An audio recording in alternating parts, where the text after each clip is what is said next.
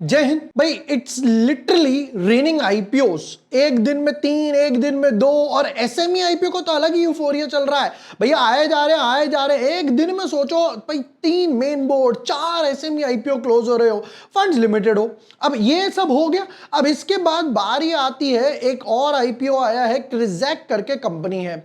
आप सोचो, आप एक इस डिलेमा में हो कि यार पूरा ओएफएस हो बट वैल्यूएशन अच्छी हो, फिनेंशियल्स अच्छे हो बट कुछ ना कुछ नेगेटिव निकल रहा हो। क्या करे इस बीच में, लगाऊं या नहीं लगाऊं?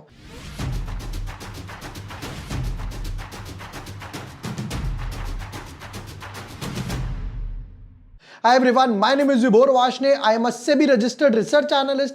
आज के वीडियो में करने वाले हैं क्रिजैक आईपीओ के detailed analysis, business model, financials, OFS, fresh issue, valuations, peer comparison और फाइनली कि भैया कितना ओवर सब्सक्रिप्शन होगा और कितना लिस्टिंग गेन होगा।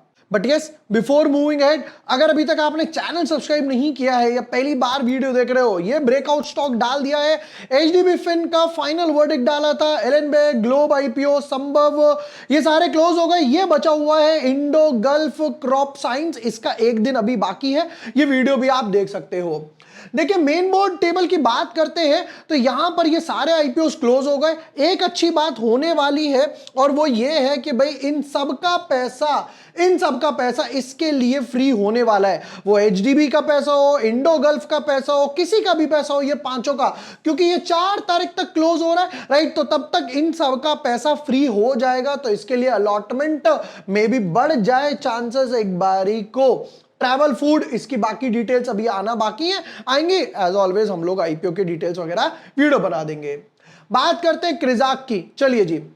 और कहते हैं कि इनकॉर्पोरेटेड इन 2011 इन्होंने वर्ल्ड कप जीता। इन्होंने कहा भैया चलो हम भी एक टीम बना लेते हैं।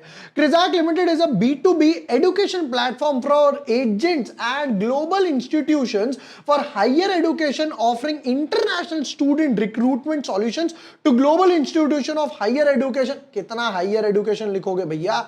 UK, Canada, Republic of Ireland, Australia, New Zealand. ठीक है, कहते हैं कि भैया बाहर अगर आपको पढ़ाई करनी है या बाहर अगर जॉब वगैरह चाहिए, रिक्रूटमेंट वगैरह ये वो चाहिए, तो उसमें हम हेल्प वगैरह करते हैं।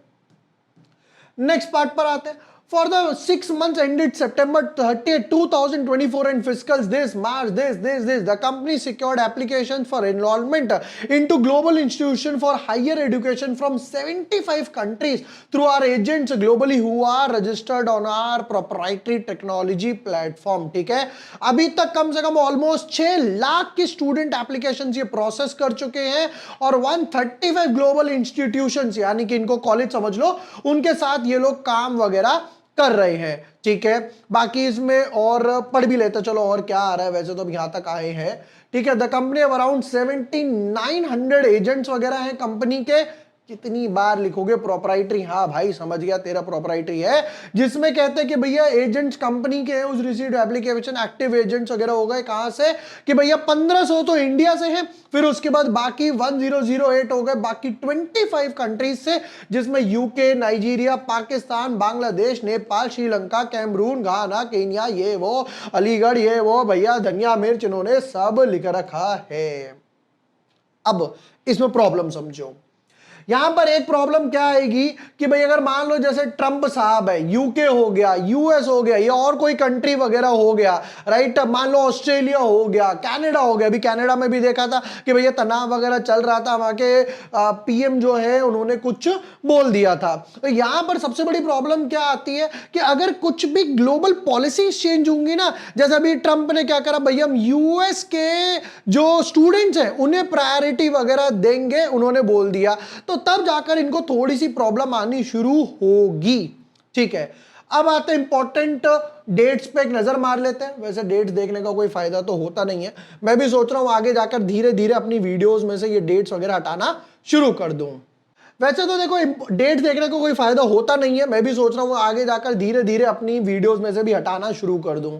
2 जुलाई के आसपास ये आएगा, 4 जुलाई तक रहेगा, फिर सैटरडे संडे 7 जुलाई को आप अलॉटमेंट वगैरह पाओगे, 8 को रिफंड्स और शेयर्स, और 9 तारीख को ये लिस्ट होने वाला है। बताओ भाई किस प्राइस बैंड पे लेकर आए हो मेरी जिंदगी में। नहीं नहीं नहीं, कॉपीराइट ना आ जाए भैया। फेस वैल्यू कहते हैं जी 2 रुपए के आसपास, पहले से ही प्री स्प्लिट है, 233 से 245 का बैंड है, हमेशा अपर बैंड पे अप्लाई करना। लास्ट वीडियो में किसी ने पूछा था कि अगर क्या ये अंडर सब्सक्राइब है, फुल अप्लाई नहीं हुआ है तो क्या मैं लोअर बैंड पे कर दूं? आंसर इज नो, हमेशा अपर बैंड पे ही करना है। 61 शेयर्स का इन्होंने एक बंडल बना लिया, कहते हैं ऑफर फॉर सेल है पूरा का पूरा, कहते हैं 860 करोड़ रुपए हमें चाहिए और सारा का सारा पैसा कहां जाएगा? ओएफएस में। मतलब कि 1 रुपया भी वो कंपनी के खाते में नहीं जाएगा, जिससे कंपनी अपना बिजनेस वगैरह एक्सपैंड कर सकती है। हाईली नेगेटिव, मतलब फुल ओएफएस। देखो अब ये चीज ने क्या आती है, कई बार पूरा ओएफएस आता है, जैसे भारतीय एक्साकॉम, बट अच्छा ओपन हुआ, क्यों? क्योंकि लोगों ने ब्रांड मैनेजमेंट पे करा। तो ये ना एक डिलेमा वाली सिचुएशन आती है, इसके लिए बाकी पूरा पढ़ना पड़ता है। कहते हैं जी क्यूआईबी को देने वाले 50, रिटेल वालों को 35, एचएनआई को 15। ठीक है, बताओ जी एक लॉट कितने का लाए हो? कहते जी एक लॉट है 14,945 का, ऑलमोस्ट 15,000 पूरे ही हो गए। और एचएनआई कैटेगरी में लगाना चाहते हो तो भैया आप 2 लाख से ऊपर आ जाओ, स्मॉल एचएनआई या बिग एचएनआई कैटेगरी में। ठीक है जी, नेक्स्ट पार्ट पर आते हैं। डॉक्टर विकास अग्रवाल, पिंकी अग्रवाल, मनीष अग्रवाल, अग्रवाल सन अग्रवाल की कंपनी है, पूरी की पूरी 100% होल्डिंग के बाद जो भी बचेगा 75, 80 के आसपास, 90 के आसपास। अब यहां पर एक कैश देखना, देखो 100% होल्डिंग किसकी है? प्रमोटर की। ओएफएस है पूरा का पूरा, यानी कि बाहर का तो कोई एज ऑफ नाउ नहीं है, मतलब कि कोई एफआईआई नहीं है, कोई डीआईआई नहीं है, कोई वीसी वगैरह नहीं है, इन्होंने अपने दम पर पूरी कंपनी खड़ी करी है, बहुत अच्छी बात है। अब पूरा का पूरा ओएफएस है तो पैसा किसके पास जा रहा है? प्रमोटर के पास। मतलब ये भी नहीं कि 20%, 30%, 40%, कुछ तो लेकर आते यार। चलिए कोई नहीं, हमें क्या, आपकी कंपनी है भैया, हम ठहरे 2 कौड़ी के एनालिस्ट। अब आते हैं फाइनेंशियल्स पे, बट देखो फाइनेंशियल्स और पीयर कंपैरिजन से पहले मैं हमेशा जो अपना फाइनल वर्डिक्ट वगैरह रहता है वो हमेशा टेलीग्राम पे, ट्विटर पे अपडेट करता ही करता हूं, स्पेशली फॉर एसएमई आईपीओस के लिए।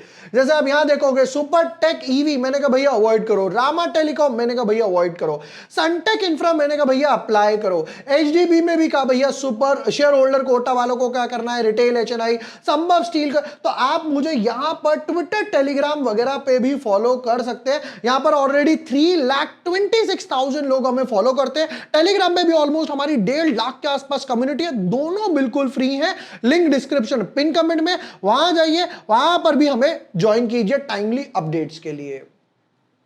आ जाओ भाई फाइनेंशियल्स पर, कि भाई फाइनेंशियल्स में आपका क्या हुआ जनाबे आली। फुल ईयर बढ़िया है। 304 करोड़ के, 305 करोड़ के एसेट्स थे, ऑलमोस्ट 600 करोड़ हो गए, डबल, बहुत ही बढ़िया। और ऑलमोस्ट 900 करोड़ के आसपास हो गए, यानी हर साल 300 करोड़ के एसेट्स जोड़े, बहुत अच्छी बात है, मजा आ गया देखकर। रेवेन्यू की बात करें 517 करोड़, फिर उसके बाद हो गया 760 करोड़, अच्छा खासा जंप आया, ऑलमोस्ट 50%।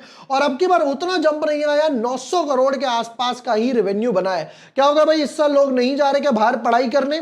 कोई बात नहीं।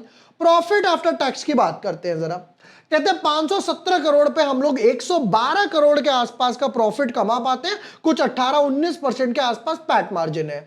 अब ध्यान से देखो, 50% रेवेन्यू बढ़ा, बट पैट में कुछ खासा ग्रोथ नहीं है, फ्लैट पैट है, यानी कि drop in margins, margins drop हो गए, या ये बोल सकते हो भैया कुछ ना कुछ कॉस्ट तो फिक्स्ड आएगी ही आएगी, उसके बाद वेरिएबल कॉस्ट यानी कि वेरिएबल प्रॉफिट्स आना शुरू होते हैं। अब की बार सेल्स भी बढ़ी, प्रॉफिट भी अच्छा बढ़ा, इनफैक्ट मार्जिन्स ने भी पिकअप किया, ऑलमोस्ट 17-18% के आसपास का मार्जिन्स है। बोरोइंग्स की बात करें 0 और 0, कहते हैं कि भैया हमें बोरोइंग्स वगैरह नहीं है, डेट फ्री कंपनी है, जो आज तक ग्रो किया है अपने दम पे ग्रो किया है, बहुत ही बढ़िया बात है।